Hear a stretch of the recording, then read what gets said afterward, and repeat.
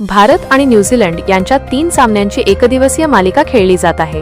या मालिकेतील दुसरा सामना राजकोट येथील निरंजन शाह स्टेडियमवर खेळला गेला। या सामन्यात के.एल. राहुलच्या शतकाच्या जोरावर भारतीय संघाने 50 षटकांत 7 गडी गमावून 284 धावा उभ्या केल्या आहेत। या कामगिरीसह के.एल. राहुलने एक मोठा पराक्रम केला आहे। 2025 पासून के.एल. राहुल 41 ते 50 षटकांत एकदिवसीय सामन्यांमध्ये सर्वाधिक धावा करणारा फलंदाज ठरला आहे। के.एल. राहुलने आतापर्यंत पूर्ण सदस्यीय संघांमध्ये 140.09 च्या स्ट्राइक रेटने 283 धावा काढल्या आहेत। अलीकडच्या काळात के.एल. राहुल भारतीय संघासाठी फिनिशरची भूमिका निभावताना दिसत आहे। के.एल. राहुलने गेल्या 4 एकदिवसीय सामन्यांमध्ये 3 वेळा 50 पेक्षा जास्त धावा केल्या आहेत। गेल्या 4 सामन्यांमध्ये के.एल. राहुलने 60, 66, 29 आणि 112 धावा केल्या असून या कामगिरीतून त्याने आपली क्षमता दाखवून दिली आहे। या दरम्यान के.एल. राहुल 3 वेळा नाबाद राहिला आहे। न्यूझीलंडने बुधवारी निरंजन शाह स्टेडियमवर नाणेफेक जिंकून भारताला प्रथम फलंदाजीसाठी आमंत्रित केले।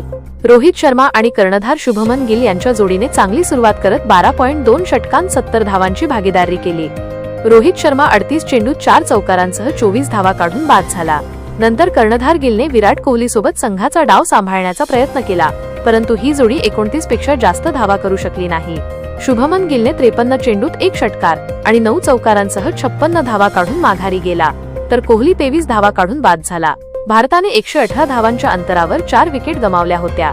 त्यानंतर के.एल. राहुलने रवींद्र जडेजासोबत 5व्या विकेटसाठी 88 चेंडूत 73 धावा जोडत संघाची धावसंख्या 191 पर्यंत नेऊन ठेवली। जडेजा 27 धावा काढून बाद झाला।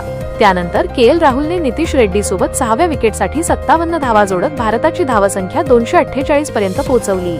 न्यूझीलंडकडून ख्रिश्चन क्लार्कने सर्वाधिक 3 बळी घेतले, तर Kyle Jamieson, Jack Fox, Jayden Lennox आणि कर्णधार मायकेल ब्रेसवेल यांनी प्रत्येकी 1 बळी घेतला।